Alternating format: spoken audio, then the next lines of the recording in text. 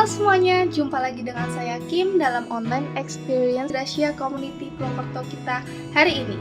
Saya ucapkan terima kasih untuk Bapak Ibu Saudara semuanya yang sudah setia menyaksikan tayangan kami, baik yang Kristen maupun yang bukan Kristen, serta teman-teman dari The City Light dan GCC Jakarta. Saya ucapkan selamat bergabung dan selamat menikmati berkat Tuhan hari ini. Teman-teman, di tengah pandemi COVID-19 yang masih ada sampai saat ini, banyak ketidakpastian yang kita hadapi, seperti keuangan dan perekonomian yang tidak menentu. Banyak pertanyaan, kapan kita bisa beraktivitas, sekolah, bekerja, dan beribadah seperti biasanya tanpa takut tertular virus COVID-19 ini. Semua hal ini dapat menjadi alasan untuk khawatir akan hari esok. Dr. Charles Mayo, seorang psikiater, pernah menjelaskan bahwa kekhawatiran dapat mempengaruhi peredaran darah dan seluruh sistem syaraf. Dia menyatakan bahwa tidak pernah melihat orang mati karena bekerja, tetapi banyak orang mati karena keraguan. Dan kekhawatiran seperti kursi goyang yang tidak akan membawa kita kemana-mana. Kita tidak bisa pungkiri kekhawatiran melintas di kehidupan kita, tapi jangan biarkan kekhawatiran menguasai hidup kita menjadi jatuh dan terpuruk. Jangan khawatir hidup di saat krisis. Inilah tema khotbah kita hari ini. Selengkapnya kita akan mendengarkan khotbah dari Ibu Pendeta Lois, dan sebelumnya rekan saya Betty dan GCC Band akan membawakan sebuah lagu dengan judul Tuhan Ku Percaya. Jadi, jangan kemana-mana dulu ya, tetap stay di channel ini dan selamat menyaksikan. Tuhan Yesus memberkati. Selamat malam Bapak Ibu dan saudara-saudara semuanya. Saat situasi mencekam dan tidak menentu seperti sekarang ini, kalimat paling menghibur pernah dikatakan oleh Tuhan Yesus, di mana Dia mengatakan, "Aku menyertai engkau sampai kepada akhir zaman." Penyertaan Tuhan berlaku untuk kita semuanya di zaman yang sulit ini. Kita mungkin saat ini sedang ada di situasi yang di ujung nafas, atau mungkin kita ada di situasi di ujung krisis, atau kita sedang ada di ujung pengharapan, atau mungkin kita sekarang ini ada di ujung kekuatan kita. Dan kita semuanya mendengar seorang pribadi yang sangat mengasihi kita semuanya berkata, "Aku menyertai engkau sampai pada akhir zaman." Tuhan Yesus seperti seorang pengemudi yang sedang membawa kendaraan bak terbuka, dan Dia melihat kita sedang mengangkat beban yang begitu berat sambil jalan terseok-seok memikul beban berat tersebut. Persis seperti seorang bapak yang sedang mengangkat beban berat di bahunya di jalanan pedesaan, dan kemudian temannya melewati sambil mengemudikan kendaraan. Lalu bapak ini diajak oleh temannya untuk naik ke atas mobilnya, dan kemudian bapak itu naik. Tapi setelah berjalan beberapa saat, temannya ini melihat dari kaca spion kalau ternyata bapak tadi tetap memikul bebannya di atas bahunya sekalipun dia sudah di atas kendaraan. Kemudian temannya ini mendekati bapak tersebut dan kemudian berkata, "Pak, Bok ditaruh saja bebannya di atas mobil ini. Kenapa kamu di atas mobil masih mengangkat beban? Yang perlu kamu lakukan di atas mobil ini adalah kamu jangan sampai terjatuh. Berdiri dengan lebih stabil. Saat mobil ini melewati lubang, kamu harus berpegangan begitu erat. Atau saat mobil ini melewati ranting-ranting pepohonan, kamu harus menghindar. Kamu harus memastikan dirimu untuk tetap berdiri stabil di atas mobil ini." Bapak, Ibu, dan saudara-saudara semuanya, saat kita sudah diajak Tuhan untuk naik kendaraannya, dan Dia sendiri yang mengemudikan kendaraan itu, bagian kita semuanya adalah beradaptasi. Pada saat kita mendengar pribadi seperti Tuhan Yesus berkata, "Aku menyertai engkau sampai ke ujung bumi," apa yang menjadi bagian kita? Satu hal yang menjadi bagian kita Bapak Ibu, yaitu kita perlu beradaptasi. Kita perlu menyesuaikan diri dengan situasi sekarang ini. Bagi yang belum beradaptasi dengan vaksin, maka Bapak Ibu dan saudara-saudara semuanya perlu divaksin. Kenapa kita perlu divaksin Bapak Ibu? Karena waktu kita divaksin, kita akan mendapatkan kekebalan tubuh. Dan bayangkan saja, kalau seandainya seluruh orang di Jawa ini semuanya sudah tervaksin, maka kita semua akan mencapai yang namanya imunitas massal. Jadi kita semua bisa kembali pada kehidupan seperti sebelum pandemik ini ada. Sebagai pengikut Tuhan dan bukti kita disertai Tuhan Yesus, maka kita semuanya perlu divaksin untuk mencapai imunitas massal. Bagi kita semuanya yang selama ini sudah beradaptasi begitu rupa dengan sulitnya situasi ini, mungkin kita sudah mulai lelah, bosan, atau bahkan mati rasa dengan ibadah online, sekolah online, antrian yang begitu panjang untuk mendapatkan vaksin dan obat, atau kita juga kesulitan untuk mendapatkan surat saat kita akan melakukan perjalanan. Masih ada secercah harapan yang bisa menambahkan semangat untuk kita semuanya dengan menjaga relasi yang hangat dengan teman dan keluarga kita. Jadi, kita perlu berkomunikasi dengan teman dan keluarga kita secara online. Sapa mereka dari WhatsApp, atau kita juga bisa bertemu dengan melalui Zoom. Hal kedua yang perlu kita lakukan adalah terus membuat diri kita menjadi produktif. Kita bisa terus berjemur, Bapak Ibu, supaya imun tubuh kita meningkat, atau kita juga bisa menggunakan waktu untuk baca buku, untuk belajar, untuk berolahraga, atau kita juga bisa belajar memotong rambut, supaya suami, anak-anak, atau bahkan kita sendiri kita nggak perlu pergi ke salon. Dan atau buat ibu-ibu, kita juga bisa untuk belajar cari resep, kemudian belajar memasak dengan hidangan-hidangan yang sehat, yang tentunya akan sangat berguna untuk keluarga kita semuanya. Jadi, Bapak, Ibu, dan saudara-saudara semuanya, pesan Tuhan bagi kita malam hari ini adalah Dia akan selalu menyertai kita sampai akhir zaman.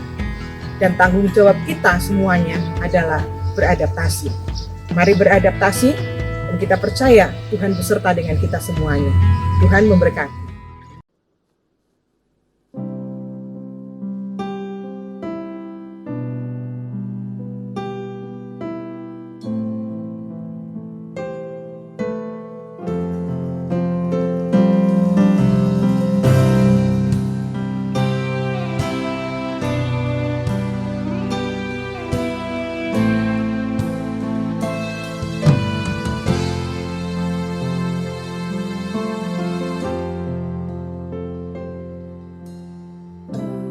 Engkaulah jawaban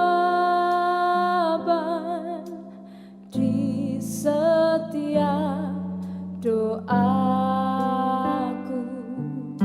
saat ku menyembah, Roh-Mu bekerja.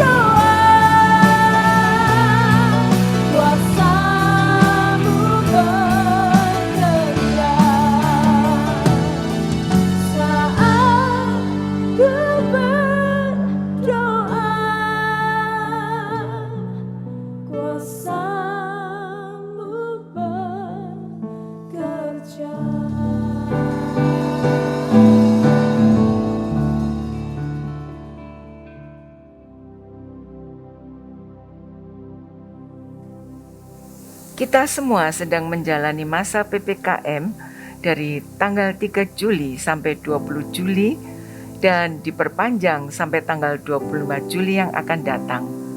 Harapan pemerintah agar rakyat Indonesia bertambah sehat dan virus COVID-19 benar-benar tersingkirkan, sehingga kegiatan sehari-hari bisa dilakukan dengan lebih baik tanpa rasa ketakutan. Tetapi kita juga tidak boleh lupa untuk terus menjalankan prokes kesehatan yang ketat dan terus memperhatikan dan menerapkan peraturan-peraturan yang diberikan oleh pemerintah demi kebaikan dan kesehatan kita sendiri.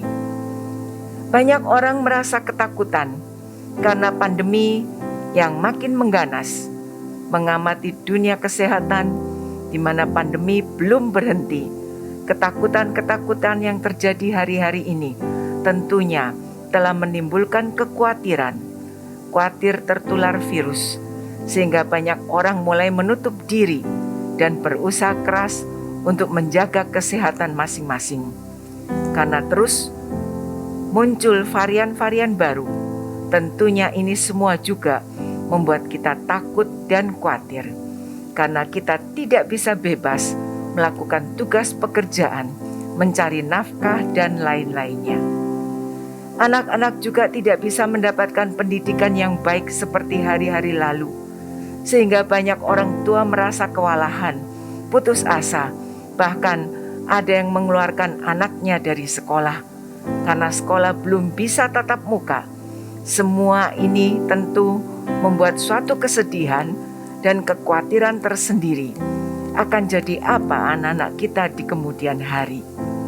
Belum lagi mendengar kabar orang-orang yang dekat dan kita kenal dengan tiba-tiba sudah berangkat menghadap Bapak Surgawi, membuat kesedihan tersendiri pula.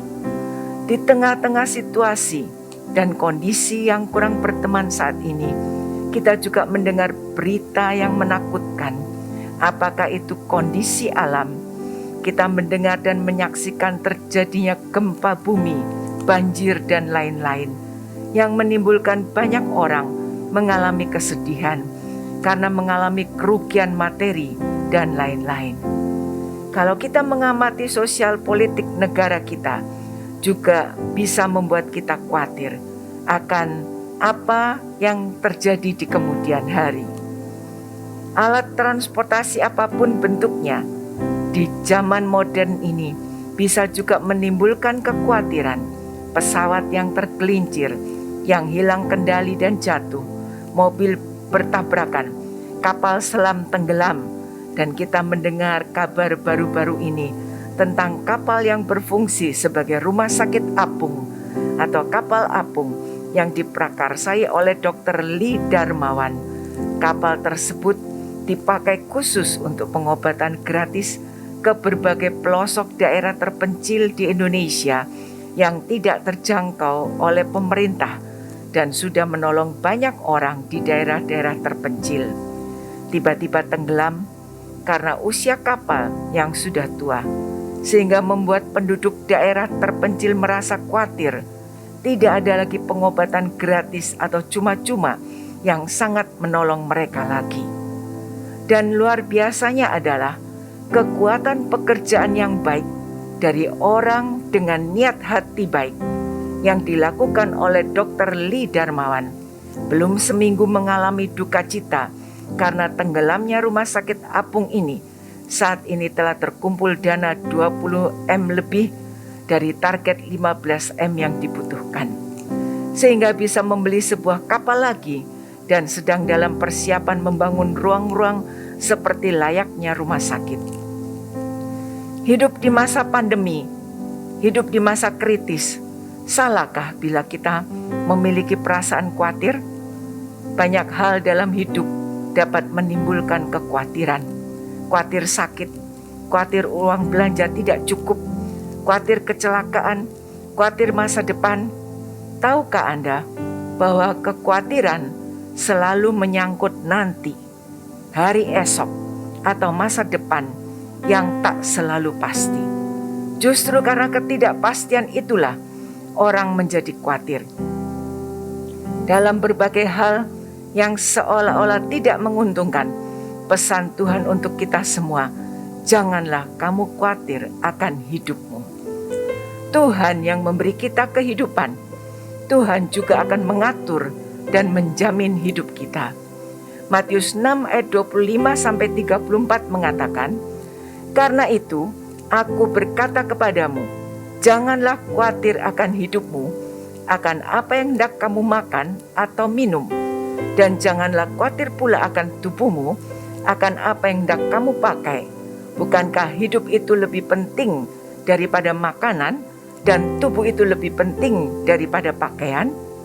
Pandanglah burung-burung di langit yang tidak menabur dan tidak menuai dan tidak mengumpulkan bekal dalam lumbung, namun diberi makan oleh Bapamu yang di surga. Bukankah kamu jauh melebihi burung-burung itu? Siapakah di antara kamu yang karena kekhawatirannya dapat menambahkan sehasta saja pada jalan hidupnya? Dan mengapa kamu khawatir akan pakaian? Perhatikanlah bunga bakung di ladang, yang tumbuh tanpa bekerja dan tanpa memintal. Namun aku berkata kepadamu, Salomo dalam segala kemegahannya pun tidak berpakaian seindah salah satu dari bunga itu. Jadi jika demikian Allah mendandani rumput di ladang, yang hari ini ada dan besok dibuang ke dalam api, tidaklah ia akan terlebih lagi mendandani kamu, hai orang-orang yang kurang percaya? Sebab itu, janganlah kamu khawatir dan berkata, apakah yang akan kami makan? Apakah yang akan kami minum? Apakah yang akan kami pakai? Semua itu dicari bangsa-bangsa yang tidak mengenal Allah. Akan tetapi, Bapamu yang di surga tahu bahwa kamu memerlukan semuanya itu. Tetapi carilah dahulu kerajaan Allah dan kebenarannya, maka semuanya itu akan ditambahkan kepadamu. Sebab itu, janganlah kamu khawatir akan hari esok, karena hari esok mempunyai kesusahannya sendiri. Kesusahan sehari cukuplah untuk sehari. Memperjuangkan kehidupan dan segala hal yang ada dalam hidup adalah ciri khas manusia. Kita selalu berjuang karena kita memiliki harapan untuk kehidupan yang lebih baik. Berjuang mencari nafkah untuk memenuhi kebutuhan keluarga. Berjuang untuk mendidik anak-anak. Berjuang untuk memperoleh prestasi akademik. Berjuang untuk memelihara hidup rohani agar tetap kuat dan sehat, dan berbagai macam perjuangan lainnya. Namun demikian, perjuangan atas hidup dan harapan yang dimiliki seringkali terbentur dengan beragam kekhawatiran. Ada orang yang bahkan menyerah dengan perjuangannya karena beragam kekhawatiran yang ada dalam dirinya. Ia dihantui oleh beragam kekhawatiran yang belum tentu terjadi. Kekhawatiran sering menghalangi orang untuk berjuang atas hidupnya. Kekhawatiran juga membuat orang lupa bahwa di balik setiap perjuangan hidup, Tuhan selalu ada. Karena Dia sebagai Tuhan dan sahabat kita yang siap memberikan pertolongan. Setiap orang harus mengandalkan Tuhan dalam hidupnya. Dalam setiap perjuangan hidup, dengan mengandalkan Tuhan, maka setiap usaha dan harapan manusia akan tercapai. Apakah khawatir, cemas, dan takut itu salah? Apakah orang yang khawatir, cemas, dan takut itu kurang beriman? Tidak. Mungkinkah kita bisa terlepas dari perasaan khawatir? Mungkinkah hidup kita bisa lepas dari perasaan cemas dan gelisah? Firman Tuhan tidak meminta kita untuk menjadi orang yang masa bodoh, cuek, dan tidak peduli akan hidup. Tuhan meminta kita menjadi orang yang fokus, prihatin, penuh perhatian, menjadi orang yang concern, punya hati yang peka, penuh dengan simpati, memperhatikan apa yang diperlukan oleh orang lain. Kita bukan hanya memenuhi kebutuhan diri dan kebutuhan keluarga, tetapi juga memperhatikan kebutuhan orang lain. Itulah panggilan Allah bagi para pengikut Yesus. Namun, seringkali akhirnya semua itu bercampur aduk, sehingga kita mungkin merasa tidak sanggup lagi untuk bisa membedakan mana yang sehat dan mana kekhawatiran yang tidak sehat. Itu bukan? Sejak virus corona muncul di Cina akhir tahun 2019 sampai hari ini, boleh dikatakan seluruh dunia semua mengalami krisis hidup di tengah pandemi COVID-19. Krisis yang menimpa semua orang tidak lagi membedakan kaya atau miskin, tidak membedakan negara maju atau negara terbelakang, tidak lagi membedakan yang memiliki medical system yang canggih atau terbelakang, tidak lagi membedakan soal bangsa mana, orang mana yang lebih bersih dan higienis daripada yang lain, dan tidak seorang pun yang tidak mengalami efek dari krisis ini. Perubahan itu telah menimpa banyak hal dalam kehidupan manusia, menimpa pekerjaan, menimpa semua aspek dalam hidup kita. Namun, marilah kita bertanya kepada kerohanian kita masing-masing, kepada karakter kita, kepada attitude kita, kepada hati kita. Apakah kita mengalami perubahan yang lebih positif, ataukah kita mengalami perubahan lebih negatif? Apakah kita menjadi orang yang lebih sensitif kepada kesulitan diri sendiri, ataukah kita justru lebih peka melihat kesulitan orang lain? Ataukah kita lebih cepat marah, cepat tersinggung, cepat panik, lebih paranoid, baru keluar rumah saja kita sudah takut dan gemetar? Kita adalah manusia yang diciptakan dengan fungsi emosi lebih dari semua binatang. Binatang hanya mempunyai emosi berdasarkan naluri kebutuhan hidup yang paling hakiki. Tetapi manusia memiliki kemungkinan untuk berpikir dan menggabungkan semua perasaannya dengan apa yang dipikirkannya, sehingga menjadi orang yang memiliki emosi yang sangat kompleks. Kita telah mempelajari tentang bagaimana seharusnya kita sebagai pengikut Yesus merasakan duka cita, sukacita, kemarahan, atau ketakutan. Sekarang kita memikirkan, apakah seharusnya seorang pengikut Yesus khawatir atau tidak? Bagaimana kita mengatur dan mengatasi kekhawatiran hidup ini? Ketakutan dan kekhawatiran merupakan satu jalur dan merupakan satu bidang yang mirip tetapi berbeda. Ketakutan lebih dahsyat dan drastis, lebih memiliki perasaan terancam dibandingkan kekhawatiran. Kekhawatiran merupakan hal yang lazim sekali, karena tak ada orang yang hidup di dunia ini yang tidak pernah khawatir.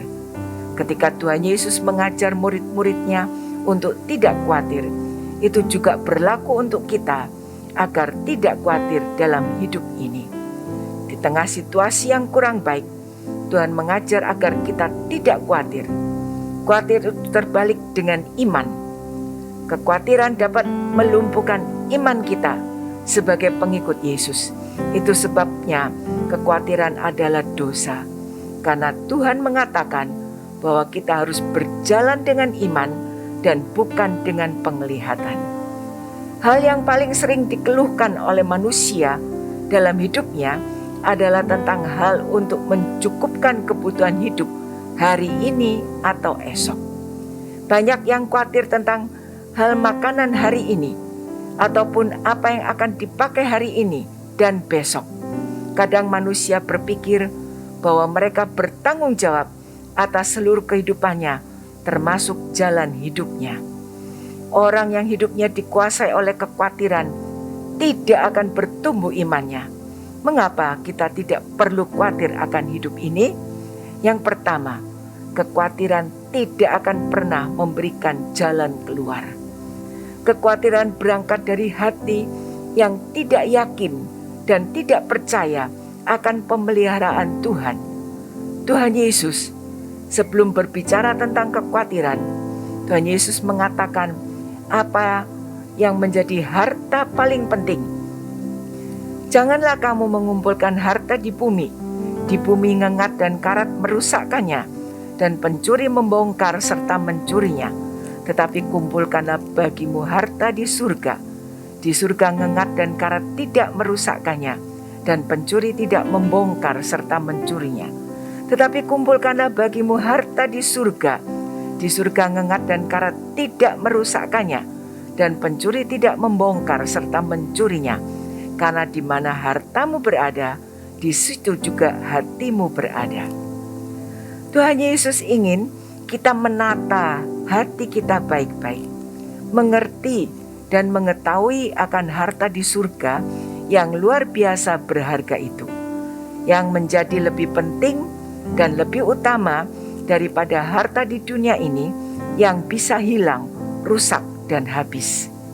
Tuhan Yesus membawa hati kita untuk punya respon, sikap hati yang benar akan hidup kita sebagai orang percaya.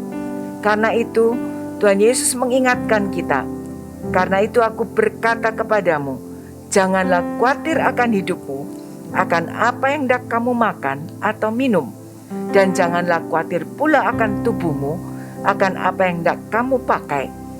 Bukankah hidup itu lebih penting daripada makanan, dan tubuh itu lebih penting daripada pakaian? Apakah yang engkau makan, minum, dan pakai? Ini berbicara mengenai kebutuhan fisik sehari-hari. Bukan Allah tidak peduli akan semua yang kita butuhkan, tetapi jangan jadikan concern terhadap apa yang kita butuhkan menjadi kekhawatiran dan mencurigai kebaikan Allah. Tuhan Yesus kemudian berkata, pandanglah burung-burung di langit yang tidak menabur dan tidak menuai dan tidak mengumpulkan bekal dalam lumbung, namun diberi makan oleh Bapakmu yang di surga. Bukankah kamu jauh melebihi burung-burung itu? Dan mengapa kamu khawatir akan pakaian? Perhatikanlah bunga bakung di ladang, yang tumbuh tanpa bekerja dan tanpa memintal. Namun aku berkata kepadamu, Salomo dalam segala kemegahannya pun tidak berpakaian seindah salah satu dari bunga itu. Jadi jika demikian, Allah mendandani rumput di ladang yang hari ini ada dan besok dibuang ke dalam api. Tidaklah Ia akan terlebih lagi mendandani kamu, hai orang yang kurang percaya? Lihatlah alam semesta ini. Jikalau semua Allah dandani dan atur, jikalau semua dipelihara dengan rapi oleh Sang Pencipta, terlebih lagi Bapa di surga pasti memelihara kita lebih indah lagi. Teguran Tuhan Yesus merupakan evaluasi yang penting. Concern bisa berubah menjadi khawatir ketika kita tidak percaya kepada pemeliharaan Allah. Entah mana yang lebih dulu, apakah karena saya khawatir, maka akibatnya saya tidak percaya kepada pemeliharaan Allah, ataukah karena berangkat dari hati saya yang tidak percaya kepada pemeliharaan Allah, menyebabkan saya menjadi terus-menerus khawatir akan hidup ini. Allah kita adalah satu pribadi. Ia bukan satu kuasa yang impersonal. Ia adalah pribadi yang kepadanya kita bisa berbicara, yang bisa intervensi dan mencegah sesuatu, karena Ia mempunyai hati, pikiran, perasaan, dan kehendak.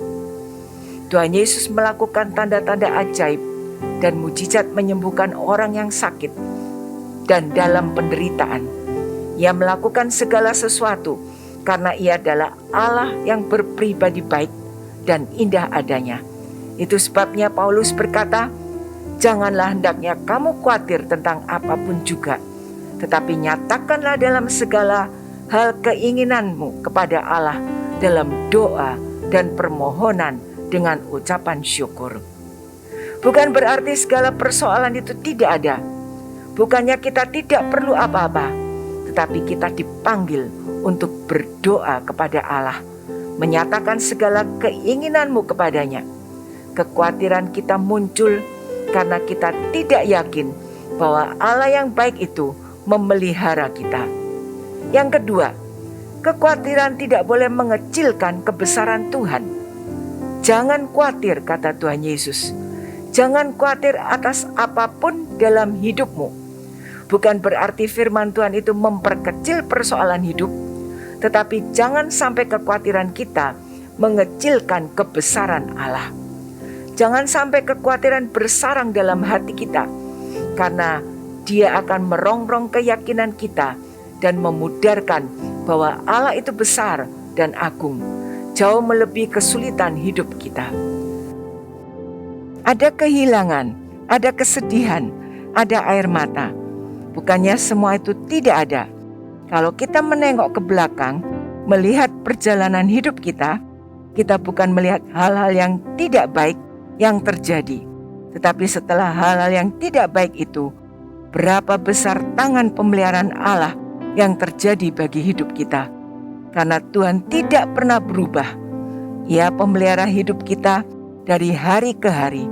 Ia juga menjadi Allah yang memelihara hidup kita di hari-hari mendatang.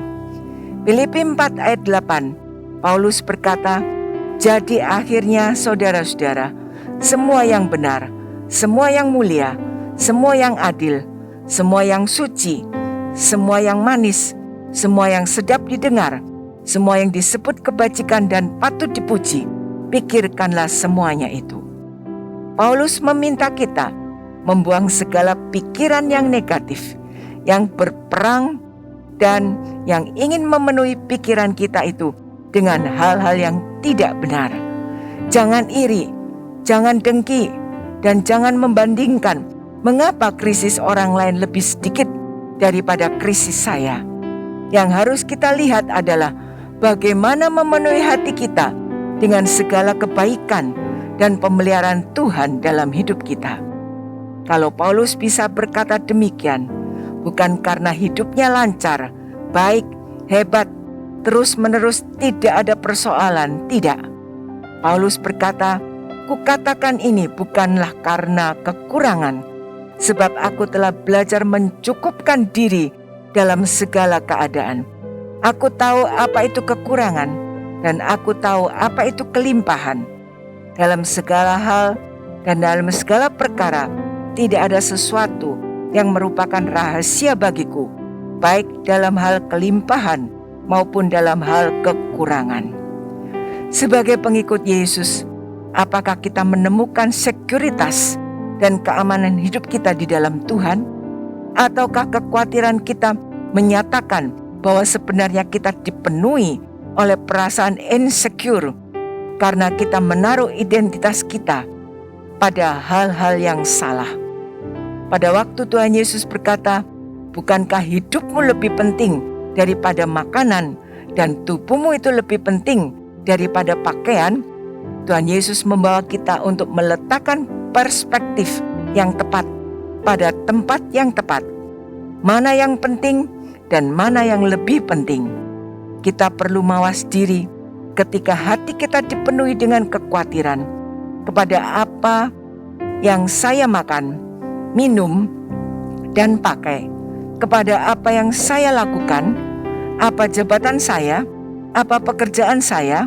Berbicara tentang materi dan kesuksesan, kita melihat seseorang yang pekerjaannya bukan pekerjaan yang hebat, lalu kita menilai orang itu lebih rendah daripada orang yang memiliki pekerjaan yang lain. Saat kita melihat penampilan seseorang, kita sudah menaruh identitas orang itu sebagai suatu kelompok tertentu. Belum lagi kita berbicara soal status sosial dan lain-lain. Seringkali semua aspek yang di luar itu mempengaruhi insekuritas kita mengenai siapa diri kita. Kalau hari-hari ini hati kita terus-menerus dipenuhi dengan hal seperti itu, berikan pertanyaan yang penting bagi diri kita. Siapakah aku? Pada waktu Tuhan Yesus berbicara kepada pendengarnya, Tuhan Yesus mengingatkan, "Bapamu yang di surga memelihara engkau." Kalimat itu penting. Kita tahu relationship kita dengan Allah. Kita panggil Dia Aba, kita panggil Dia Bapa, karena kita sudah memiliki Dia sebagai Tuhan Yesus Kristus. Dan itu merupakan identitas kita yang berharga. Aku milik Tuhan, Ia ada di dalam aku, Aku adalah ciptaan baru di dalam Yesus Kristus. Bagi para hamba Tuhan di mana saja berada, kepada para pelayan Tuhan, mereka yang sibuk melayani di tengah pandemi ini, mungkin dan tentunya ada perasaan khawatir memenuhi hati. Bagaimanakah dan apakah yang akan terjadi setelah krisis ini mereda? Apakah jemaat akan kembali beribadah seperti semula? Takut jemaat lari dan lain sebagainya, sehingga kita dipenuhi dengan rasa khawatir dan tidak secure di dalamnya. Dalam kesempatan ini, saya rindu juga berbicara dari hati ke hati kepada semua pengikut Yesus dimanapun berada. Dengan kemajuan teknologi yang ada, sangat mudah bagi kita mengakses dan mencari khotbah-khotbah yang baik dan bermutu, bukan? Kita mungkin ingin mendengar khotbah dari pembicara yang hebat, ternama dan sebagainya. Itu tidak salah untuk memperkokoh iman kita. Tetapi yang harus diingat adalah waktu kita dalam kesusahan, sakit, berada dalam kesulitan, apakah pembicara terkenal itu akan mendampingi dan berdoa bagi kita? Hari ini saya ingin menggugah hati Anda sekalian. Kasihlah pelayan Tuhan yang sudah melakukan pelayanan bagi kita semua. Saat kita mengalami kesusahan, kesulitan, para pelayan Tuhan yang ada di dekat kita yang akan mendoakan dan mendampingi. Mungkin dalam saat pandemi ini mereka tidak bisa selalu mendampingi Anda, tetapi dia adalah gembala atau pelayan Tuhan yang Tuhan berikan untuk kita semua yang menyebut nama Anda dalam doa-doanya. Panggilan Tuhan untuk para pelayan Tuhan, semuanya jangan khawatir, jangan takut. Kita tidak perlu takut karena keberhasilan pelayanan yang tidak bisa dilihat orang banyak. Karena itu merupakan momen bagi kita untuk tidak melihat angka atau jumlah. Kita bisa mengerti siapa diri kita dan kita mengerti bahwa umat Allah itu adalah milik Allah yang sedang berada di masa krisis dan membutuhkan kekuatan firman Tuhan yang mengingatkan bahwa Tuhan menjaga dan memelihara mereka. Ayub 1 ayat 21 mengatakan, dengan telanjang aku keluar dari kandungan ibuku, dan dengan telanjang juga aku akan kembali ke dalamnya. Tuhan yang memberi, Tuhan yang mengambil, terpujilah nama Tuhan. Itu yang dikatakan Ayub ketika semua yang ada padanya hilang dan lenyap. Mari kita mengambil waktu untuk mengevaluasi diri kita selama kita hidup di dalam masa pandemik ini. Perubahan apa yang terjadi dalam hidup kita? Kalau hari-hari ini kita diliputi ketakutan dan kekhawatiran, ingat pesan Tuhan, jangan khawatir. Mari kita evaluasi diri baik-baik. Mungkinkah kekhawatiran itu muncul karena kita tidak percaya akan pemeliharaan Tuhan? Ataukah hati kita dipenuhi dengan rasa takut, khawatir, kecewa, marah, tidak tenang, dan penuh dengan gejolak emosi yang negatif? Mari kita bertanya pada diri kita, apa yang menjadi insekuritas hati kita pada hari ini? Kesuksesan, kebesaran, kejayaan, nama besar, kenikmatan? Itu bukanlah tempat kita bersandar, dan itu bukan identitas diri kita, karena identitas kita ada di dalam Kristus, dan kita sangat berarti dan berharga.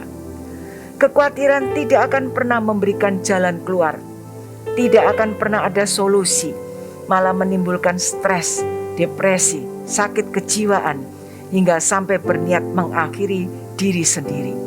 Kekhawatiran tidak akan pernah memberikan kepuasan batin.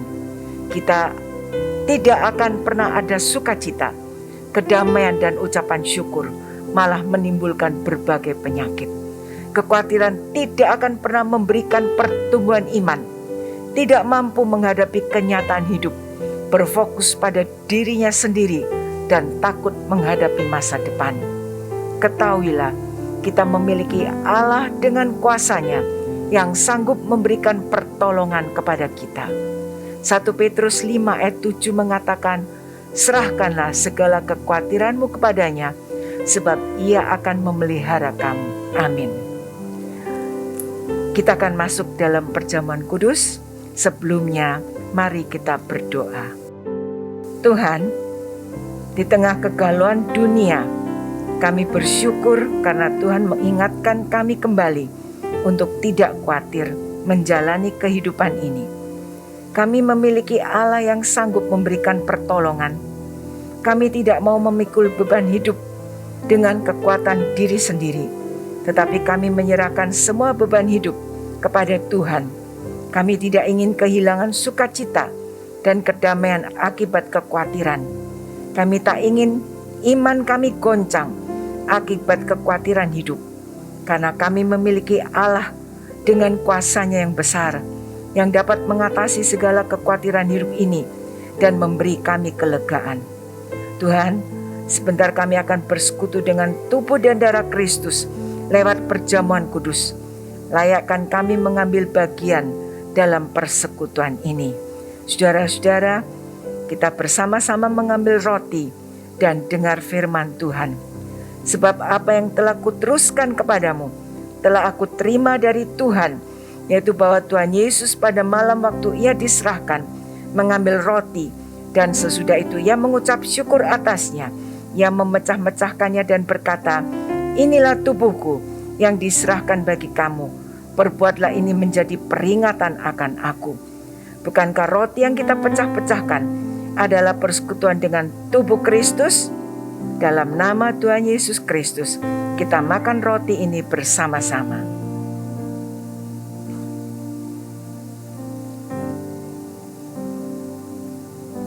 Kita ambil cawan anggur dan dengar firman Tuhan. Demikian juga Ia mengambil cawan sesudah makan, lalu berkata, "Cawan ini adalah perjanjian baru yang dimeteraikan oleh darahku. Perbuatlah ini setiap kali kamu meminumnya, menjadi peringatan akan aku. Sebab setiap kali kamu makan roti ini dan minum cawan ini, kamu memberitakan kematian Tuhan sampai Ia datang." Bukankah cawan pengucapan syukur yang atasnya kita ucapkan syukur adalah persekutuan dengan darah Kristus? Dalam nama Tuhan Yesus Kristus, kita minum anggur ini bersama-sama. Kekuatan baru sudah Tuhan berikan bagi kita semua, sehingga segala kekhawatiran, kegelisahan, kecemasan hidup Tuhan singkirkan dan Tuhan gantikan dengan damai sejahtera surgawi. Kami sangat yakin akan pemeliharaan Tuhan dalam hidup ini. Tak henti-hentinya kami terus berdoa untuk negara dan bangsa Indonesia yang kami cintai. Kami mohon pengampunan untuk bangsa ini. Kami mohon pemulihan untuk bangsa kami, Tuhan, agar kami bisa mengalami kasih karunia Tuhan dan bangsa ini terlepas dan bebas dari situasi pandemi. Kasihani bangsa kami, kasihani bangsa kami, Tuhan. Kami juga berdoa untuk saudara seiman kami yang terpapar virus corona dan sedang menjalani pengobatan dan isoman. Kiranya belas kasihan Tuhan menghampiri mereka.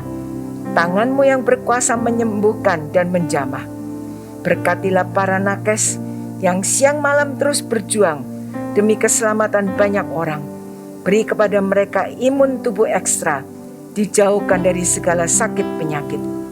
Kami juga berdoa bagi saudara-saudara kami yang kehilangan keluarga yang dicintai. Kuatkan, hiburkan dengan penghiburan Tuhan sendiri. Kami sedang menghadapi situasi yang benar-benar membingungkan Tuhan. Karena itu lawatlah kami. Kami berdoa untuk semua yang terlibat dalam pelayanan untuk Tuhan. Tuhan juga senantiasa memberikan perlindungan dan kesehatan. Tuhan, kami menyerahkan hidup kami, keluarga kami, usaha pekerjaan kami ke dalam tangan Tuhan. Tuhan pemilik kehidupan. Tuhan yang akan memberkati kami semua, sehingga kami tidak mengalami kekurangan, karena Tuhan sudah memberkati dan mencukupkan apa yang kami butuhkan. Berkati setiap persembahan-persembahan yang akan atau telah diberikan untuk berlangsungnya kegiatan gereja Tuhan. Berkati semua dengan berkat berlimpah. Sekarang saudara-saudara, terimalah berkat Tuhan. Tuhan memberkati dan melindungi engkau. Tuhan menyinari engkau dengan wajah-Nya dan memberikan kasih karunia. Tuhan menghadapkan wajahnya kepadamu dan memberikan damai sejahtera. Berkat dari Allah Bapa, Allah Anak dan Allah Roh Kudus menyertai kita semua mulai saat ini dan membuat hidup kita tidak khawatir lagi sampai Maranatha Tuhan Yesus datang kembali yang kedua kalinya. Dalam nama Tuhan Yesus Kristus, Juru Selamat kami berdoa. Amin. Sampai jumpa lagi dalam ibadah yang akan datang. Salam sehat. Tuhan Yesus bersama dan menyertai Bapak Ibu semuanya. Tuhan memberkati. Terima kasih untuk Ibu Pendeta Lois. Kami sangat diberkati oleh firman Tuhannya hari ini supaya kita jangan khawatir. Tapi serahkan segala kekhawatiran kepadanya sebab Ia yang memelihara kamu. Untuk semua rekan-rekan All Team GCC Purwokerto, terima kasih untuk kerja keras kalian, tetap semangat dan jaga kesehatan selalu. Dan saya ucapkan terima kasih untuk Bapak Ibu Saudara semuanya yang masih setia memberikan persembahan. Kiranya Tuhan akan memberkati segala pekerjaan yang dikerjakan Bapak Ibu Saudara semuanya. Dan selanjutnya untuk Bapak Ibu Saudara semuanya yang akan memberikan persembahan, bisa langsung ke kotak persembahan yang ada di gereja atau bisa langsung mentransfer ke rekening gereja yang tertera di layar Anda. Teman-teman, jangan panik tapi juga jangan kendor. Mari kita patuhi protokol kesehatan yang ada dengan cara berpergian menggunakan masker, mencuci tangan dengan sabun, dan menghindari kerumunan. Lindungi diri Anda, keluarga, dan teman-teman Anda dari penularan virus COVID-19 ini. Saya Kim, sampai jumpa di online experience Jumat depan. Tuhan Yesus berkati.